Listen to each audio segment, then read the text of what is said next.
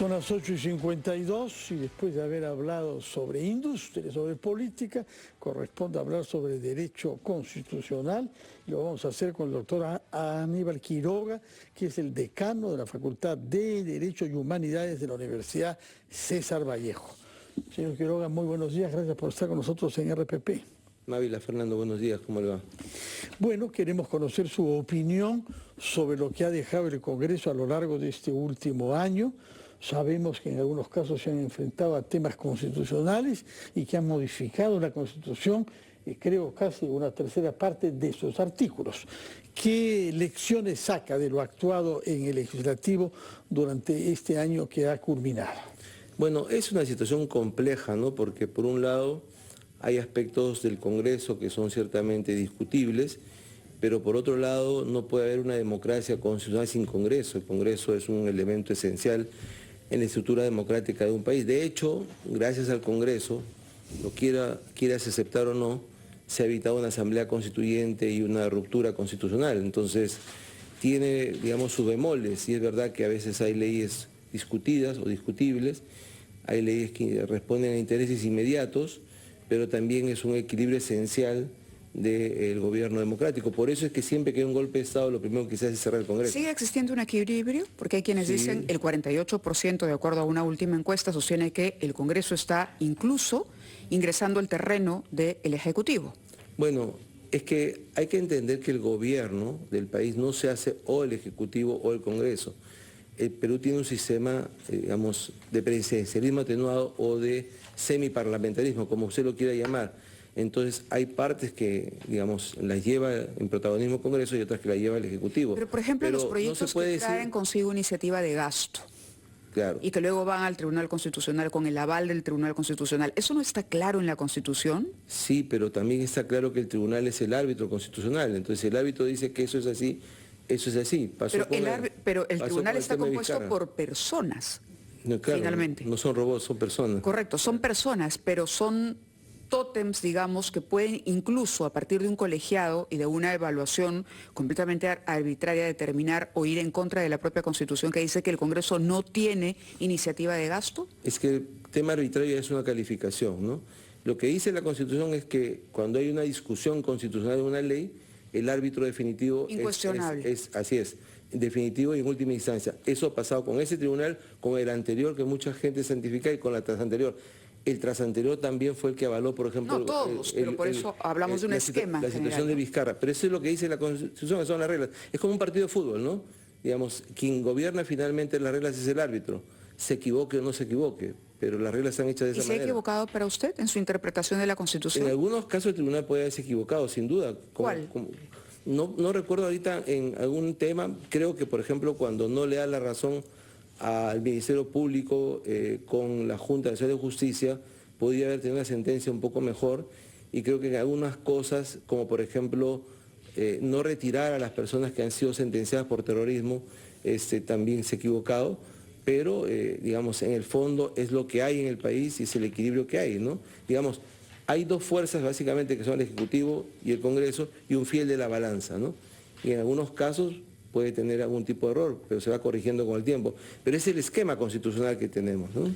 Se va corrigiendo con el tiempo, dice usted, pero respecto del caso que le mencionó Mávila Huertes, que es el de la iniciativa de gasto, usted ha dicho que el Tribunal Constitucional ejerce un rol de arbitraje cuando hay una discusión sobre la interpretación. Pero en este caso no había ninguna discusión.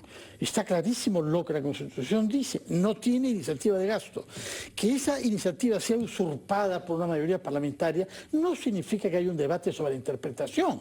En ese sentido quisiera conocer su opinión sobre esa decisión del TC que ha permitido que veamos iniciativas de gasto, y vaya que si son muchas y muy desafortunadas en muchas casos. Sí.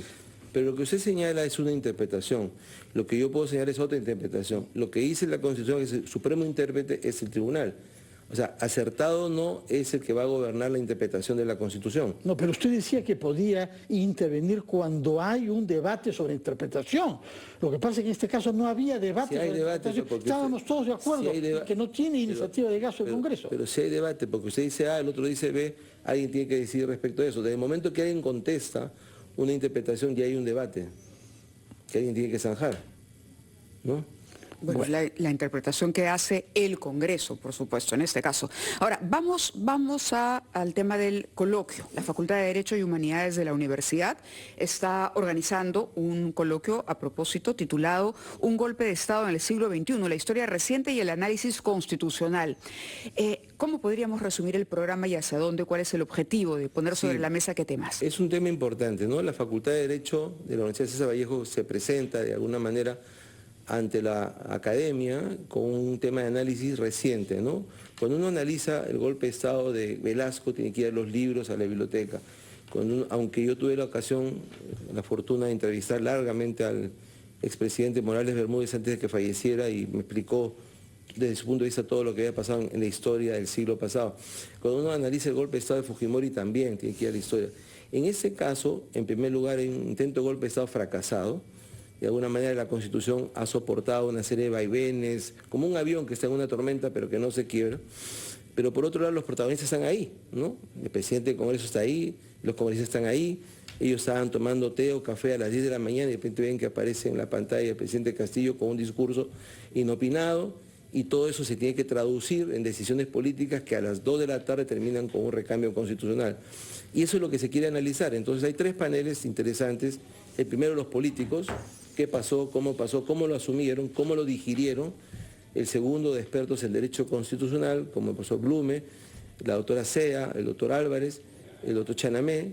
Y en el tercero es una especie de mano a mano entre el presidente del Tribunal Constitucional justamente y el doctor García Belaúnde, que es quizás el profesor de derecho constitucional más importante del país, para analizar la sentencia del tribunal, ¿no? Cada uno de su perspectiva. Y con eso acabaría el coloquio y de alguna manera se presenta desde la opinión pública un análisis reciente. La pregunta básica es, en el siglo XXI, ¿nos podemos bancar un golpe de Estado? ¿Es admisible un golpe de Estado o ya no? Más allá de las discusiones de la vida política o de la Constitución o de las interpretaciones que sean así o así. Una ruptura constitucional, ¿es soportable en el Perú? La respuesta de mi punto de vista es que no. Pero supongo que todos dicen no, yo no creo.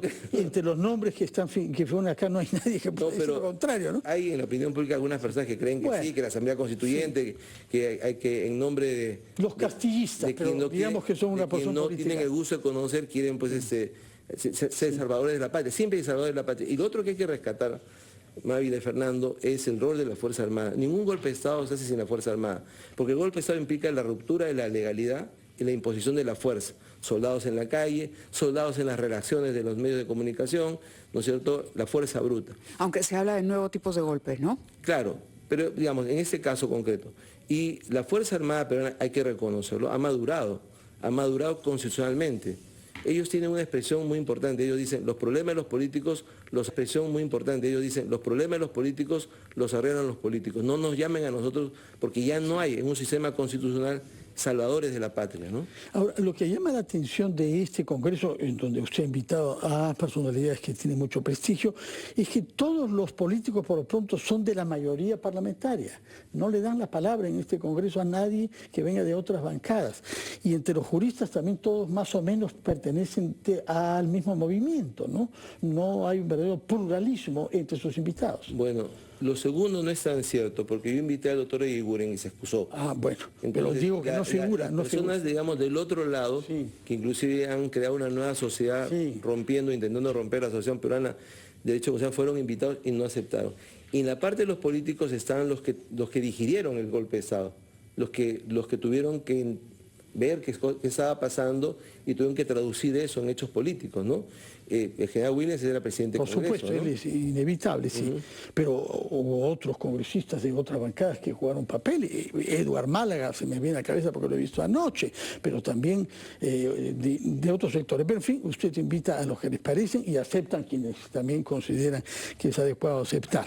En todo caso, felicitaciones por este coloquio. Lamentablemente no podremos asistir porque trabajamos, pero ya nos dirá usted. De trabajo. Pero sí hacer una invitación fundamentalmente a los estudiantes de la Universidad César Vallejo, pero también a los estudiantes de las otras facultades, porque ese es un coloquio hecho fundamentalmente para los jóvenes, para reflexionar.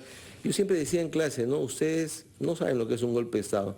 Yo he vivido 2 golpes de Estado y un semi con el tema de Vizcarra. pero digamos, es un tema de la historia, ¿no? Yo 3, como el del año 62. Bueno, también yo, pero era muy chico. También. Bueno.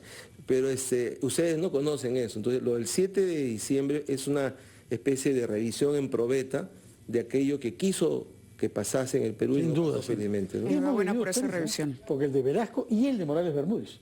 Velasco, Morales Bermúdez, Pérez Godoy, Fujimori, 4, Castillo 5. Castillo casi. Cantidad. Bueno. Bien. Muchísimas gracias, doctor A Quiroga, y ustedes, buena María, suerte con el buenos días. evento. Muchas Salga muy gracias. bien. Gracias. Son las 9:02. Vamos al resumen de la hora y regresamos.